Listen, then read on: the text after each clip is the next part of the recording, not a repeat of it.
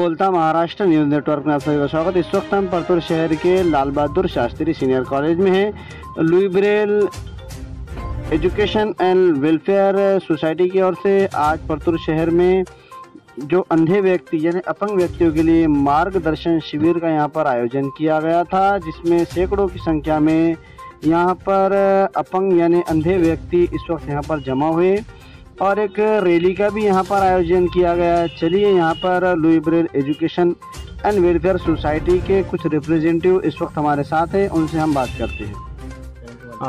नमस्कार, मी स्वागत थोरात।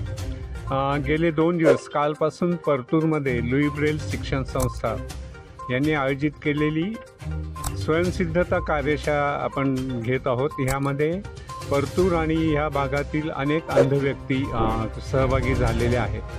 अंध व्यक्तींचं रोजचं जगणं सोपं व्हावं यासाठीची ही कार्यशाळा आहे। त्यामध्ये त्यांना पांढरी काठी शास्त्रशुद्ध पद्धतीने घेऊन कसं चालायचं, स्पर्श ज्ञानाने इतर वस्तू कशा ओळखायच्या, धान्य कशा ओळखायचे, भाजीपाला कशा ओळखायचा, त्याशिवाय रोजच्या शारीरिक हालचालींमधली लवचिकता टिकवून ठेवण्यासाठीचे सोपे व्यायाम प्रकार शिकवले जातात।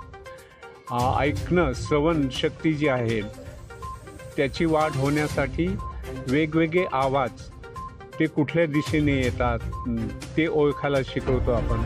वेगवेगळ्या पक्ष्यांचे आवाज ओळखायला शिकवतो, वेगवेगळ्या प्राण्यांचे आवाज ओळखायला शिकवतो आणि आवाजावरून तो पक्षी कुठे आहे, तो प्राणी कुठे आहे हेही शिकवलं जातं। असे अनेक उपक्रम ह्या 2 दिवसांच्या कार्यशाळेमध्ये आपण घेत असतो।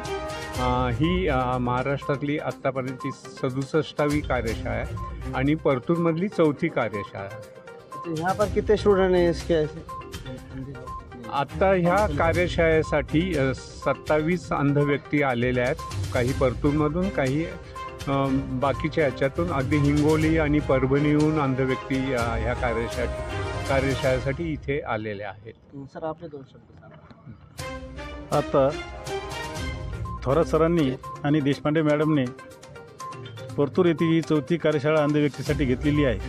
खरोखरच ही अंध व्यक्तीच्या जीवनामध्ये प्रकाश यावा आणि त्याला जगण्याचे हक्क मिळावेत या दृष्टिकोनातून प्रेरणादायी असं मला वाटतं। त्यांनी या अंध व्यक्तींना स्पर्श ज्ञान व्हावं हे तर शिकवलंच, परंतु त्यांच्या अंगामध्ये व्यावसायिक दृष्टिकोन कशा पद्धतीने वृद्धिंगत होईल आणि त्यांना स्वतःच्या पायावर कसं उभं राहता येईल या दृष्टिकोनातून सुद्धा मार्गदर्शन या ठिकाणी केलेलं आहे। आता आमच्या महाविद्यालयाच्या सभागृहामध्ये कार्यक्रम झाला आणि त्यांनी सर्वांना एक आव्हान केलं की आपल्याकडे जे देता येईल, मग तुम्हाला एखादं पुस्तकी ज्ञान असेल किंवा ज्या गोष्टी तुम्हाला अंध व्यक्तीसाठी देता येतील आणि त्यांच्या अंगातलं जे काही नैराश्य आहे ते काढण्यासाठी प्रयत्न करता येतील ते करण्याचं या ठिकाणी आव्हान केलेलं आहे। मी ह्या दोघंही मान्यवरांचं मनापासून आभार मानतो। त्यांनी आमच्या महाविद्यालयात येऊन आम्हाला या व्यक्तीच्या ज्या काही समस्या आहेत आणि त्यावर कशी मात करता येईल या संदर्भात सुद्धा मार्गदर्शन केलं।